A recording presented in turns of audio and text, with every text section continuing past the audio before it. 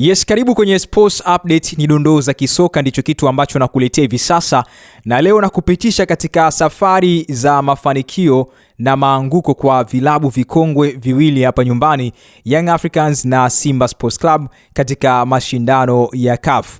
Na nakuletea makala hii kutokana na ikionekana hivi sasa Simba inapitia katika wakati mgumu, inapitia katika anguko kwenye mashindano ya CAF, tukiona endo mwakilishi ambaye amefika katika hatua kubwa mara nyingi katika ligi ya mabingwa barani Afrika.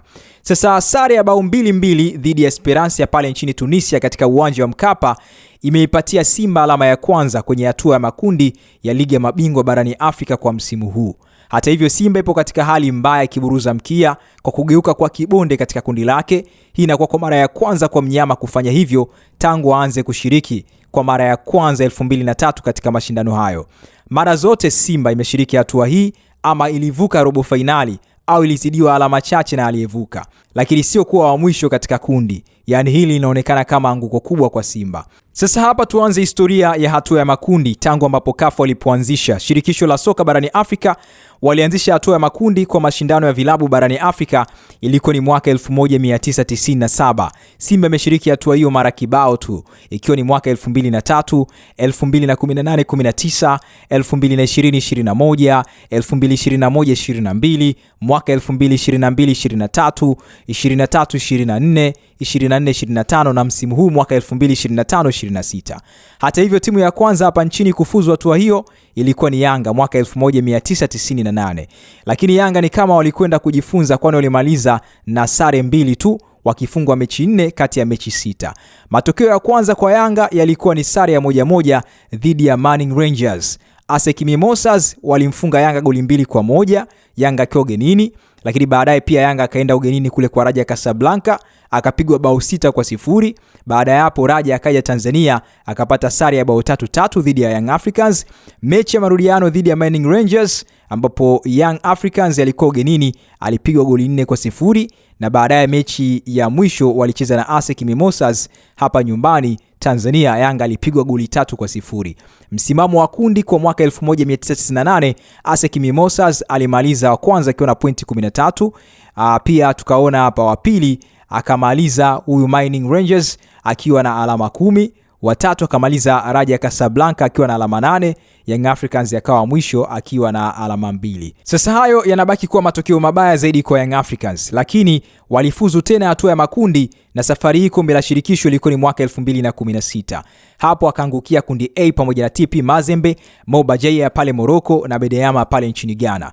Japo safari hii kwa Yanga walijitahidi kidogo, angalau walipata alama 4, lakini waliendelea kuburuza mkia. Matokeo ya Yanga katika kundi A la mashindano hayo yalikuwa 1-0, walifungwa ugenini na Mobajia.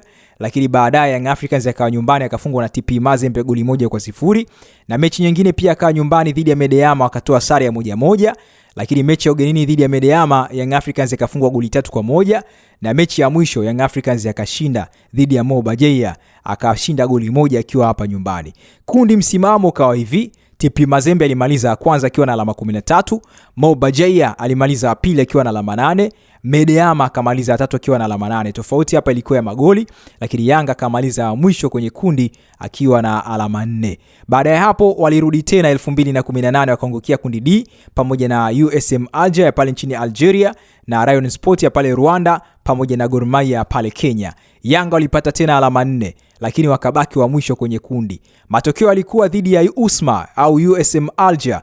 Yanga walifungwa goli 4 pale ugenini kwa 0, lakini baadaye wakicheza nyumbani dhidi ya Rayon Sport, Yanga katoa sare nyumbani ya bila kufungana. Baadaye wakaenda Kenya pale kwa Gor Mahia. Gor Mahia kipindi hiko mkali akamfunga Young Africans goli 4-0. Mechi ya marudiano tena Yanga kafungwa goli 3-2 akiwa nyumbani, lakini mechi ya mwisho dhidi ya USMA Yanga ana rekodi ya kumfunga USMA nyumbani goli 2-1. Hapo Yanga akashinda, lakini mchezo wa mwisho dhidi ya Rayon Sport Young Africans akapigwa goli 1-0, Rayon Sport akiwa nyumbani kwake. Sasa kundi 2018 lilisha hivi: USMA bwana walikuwa wa kwanza wakiwa na alama 11, wa pili akawa Rayon Sport akiwa na alama 9, Gor Mahia akamaliza wa 3 akiwa na alama 8, Young Africans ndio wa mwisho wa 4 akiwa na alama 4 pia katika kundi. Baada ya hapo akapotea mpaka 2022-23 aliporudi kwa kishindo na kufika fainali ya kombe la shirikisho barani Afrika. Hapo sasa akawa amelipuka. Jinamizi la kuwa wa mwisho kwenye kundi likawa limepotea. Kwani msimu uliofuata 2024-25 na sasa 2025-26 walikwepa kuwa wa mwisho. Sasa kitambaa hicho kimegeukia kwa upande wa tani zao Simba Sports Club. Ili kuepuka kuwa wa mwisho, Simba anapaswa kupiga hesabu za tukiwaki. Unajua maana yake nini tukiwaki? Tukishinda au tukifungwa. Kwanza ushinde mechi zako na kuombea wenzako ambao uko nao kwenye kundi moja waharibikiwe kwenye mechi zao. Kwa kawaida hesabu hizi zinapigwa na timu ambayo inapigania kufuzu kwenda hatua inayofuata. Lakini Simba wanapiga hesabu za tukiwaki ili kukwepa kuwa wa mwisho kwenye kundi. Sasa hii itakuwa ni aibu kubwa sana kwa Simba, sawa na kushuka daraja tu, kwa sababu Simba ndiyo imekuwa mkombozi wa soka la Tanzania kimataifa, mashindano ya Afrika, kwa sababu walianza mwaka 1965 ikiwa kwenye klabu bingwa barani Afrika. Timu ya kwanza nchini kushiriki ilikuwa inaitwa Cosmopolitan, mabingwa mwaka 1967. Walitakiwa kushiriki 1968 lakini walishindwa kusafiri kwenda Somalia. Wakaja Yanga kashiriki mwaka 1969 hadi mwaka 1973. Simba walishiriki kwa mara ya kwanza ilikuwa ni mwaka 1974 na kufika hatua nusu finali moja kwa moja. Mwaka 1993 wakacheza finali ya kombe la CAF na 1994 robo finali ya klabu bingwa barani Afrika. Na hata zilipoletwa hizi hatua za makundi bado Simba hakuwahi kuburuza mkia. Ligi ya mabingwa 2003 kwa upande wa Simba ilifanikiwa kuwatoa mabingwa watetezi wa ligi ya mabingwa wanaitwa Zamalek ya pale nchini Misri. Simba aliangukia kundi A ambapo Simba walimaliza na alama 7 nyuma ya Ismailia ya pale Misri na Enyimba ambayo ilikwenda kwa mabingwa. Kundi lao lilikuwa hivi: Enyimba walimaliza wa kwanza wakiwa na alama 12, Ismailia walimaliza wa pili wakiwa na alama 11, Simba Sports Club walimaliza wa tatu wakiwa na alama 7 na ASEC Mimosas walimaliza wa 4 wakiwa na alama 4. Unaona hapa Simba kumaliza wa mwisho katika kundi. Lakini 2018-19 baada ya kupotea kwa miaka mingi, Simba ilirudi tena kwa kishindo msimu wa mwaka 2018-19 na kuangukia kundi D sambamba na Al Ahly ya Misri, AS Vita ya pale DRC Congo na Smoua ya pale nchini Algeria. Ikamaliza katika nafasi ya pili ikiwa na alama 9 na kufuzu hatua ya robo finali. Ligi ya mabingwa mwaka 2020-21, Simba iliangukia kundi A pamoja na AS Vita ya pale DR Congo, Al Ahly ya Misri na El Merreikh ya pale nchini Sudan. Sio tu kufuzu robo finali, bali iliongoza kundi mbele ya Al Ahly kama unakumbuka, na hapa ndipo ambapo Simba walianza kuwa wakali barani Afrika au kuogopwa barani Afrika. Lakini pia kombe la shirikisho mwaka 2021-22 walianza ligi ya mabingwa Afrika, wakatolewa kwenye raundi ya pili. Wakati huo sheria ilikuwa inaruhusu kuangukia kombe la shirikisho kwa timu ambazo zimetolewa katika raundi hiyo. Simba alifaidika na sheria hiyo na kujikuta kwenye kundi D pamoja na RS Berkane ya Morocco, ASEC Mimosas ya Ivory Coast na US Gendarmerie ya pale Niger. Ikamaliza katika nafasi ya pili na kufuzu hatua ya robo finali. Ligi ya mabingwa mwaka 2022-23 msimu huo ilifuzu hatua ya makundi na kupangwa kundi C sambamba na Raja Casablanca ya Morocco, Horoya ya pale Guinea, Vipers ya Uganda. Ilipoteza mechi 2 za kwanza, lakini iliporudi kwa kishindo na kumaliza nafasi ya pili kwenye kundi ikafuzu robo finali moja kwa moja. Msimu mwingine ilikuwa ni ligi ya mabingwa mwaka 2023-24. Simba ilifuzu tena robo finali baada ya kumaliza nafasi ya pili kwenye kundi B lililokuwa na Wydad, ASEC Mimosas, Jwaneng Galaxy. Alama 9 ilizovuna zilitosha kuweka katika nafasi ya pili kwenye kundi hilo na kufuzu hatua robo finali. Lakini pia kombe la shirikisho mwaka 2024-25 Simba ilifunga kazi kwa kufika hatua ya finali ya kombe la shirikisho msimu huo, ikitokea kundi A ambalo lilikuwa na CS Constantine ya Algeria, klabu kongwe kuliko zote barani Afrika, Bravos ya pale nchini Angola na CS Sfaxien ya pale nchini Tunisia iliongoza kundi kwa kishindo. Na hapa mtazamaji wa JNR Mtita TV au msikilizaji, kundi hili ndilo ambalo lilizaa msemo au slogan ya kugawa utamu ambao ulibuniwa na Ahmed Ali, msemaji wa Simba Sports Club, akiwalenga CS Sfaxien kama vibonde wa kundi. Sasa msemo huo umerudia wao wenyewe na kuiga tabia za Yanga za kuburuza mkia kwenye kundi ambazo walikuwa nazo miaka ya nyuma huko. Kwa hiyo ndio historia ambayo nimekuletea siku ya leo. Ufahamu kidogo historia za timu zetu, mafanikio na maanguko katika mashindano ya CAF, nikimaanisha kule CAF Champions League na CAF Confederation Cup. Niachie maoni yako hapo chini. Je, unaona msimu huu timu zetu zikitoboa katika hatua ya makundi, nikimaanisha timu zetu ambazo zimebaki timu 4? Simba tunaona katika zile hesabu za tukiwaki kama zinakataa hivi. Lakini je, unaipa nafasi ya kumaliza watatu, yani simalize wa mwisho kabisa katika kundi?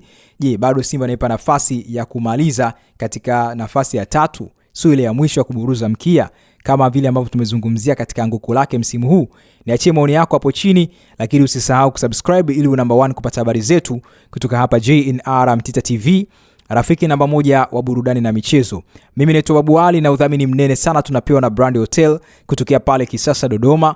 Wanakukaribisha sana upate huduma bora, huduma safi kabisa. Unapofika mkoa wa Dodoma hivi sasa, basi ichague Brand Hotel kwa accommodation nzuri, nikimaanisha huduma nzuri kabisa ya malazi kwa viwango tofauti tofauti. Brand Hotel pia wanakukaribisha sana pale Dodoma upate chakula kizuri katika restaurant yao bomba kabisa, nzuri, level za kimataifa. Pale kuna vyakula vya aina vyote, vyakula vya Kiafrika na vyakula vya kimataifa, nikimaanisha African food na international food. Lakini pia Brand Hotel wanakukaribisha sana kwa yeye ambaye unahitaji kinywaji kizuri kabisa. Cocktail, mocktail zinapatikana, zinatengenezwa pale. Soft drink, hard drink zote ziko pale, na baa kubwa ya kisasa kabisa kwa ajili yako kuenjoy siku hii ya leo. Pia wana swimming pool kubwa kwa ajili yako kuenjoy ikiwa na pati yako, basi karibu sana, location ni safi kabisa. Brand Hotel wana kumbi kwa ajili ya mikutano na vikao. Tembelea Instagram page yao kupitia @brandi_hotel. Wanapatikana Kisasa, mkoa wa Dodoma, mtaa nyumba 300.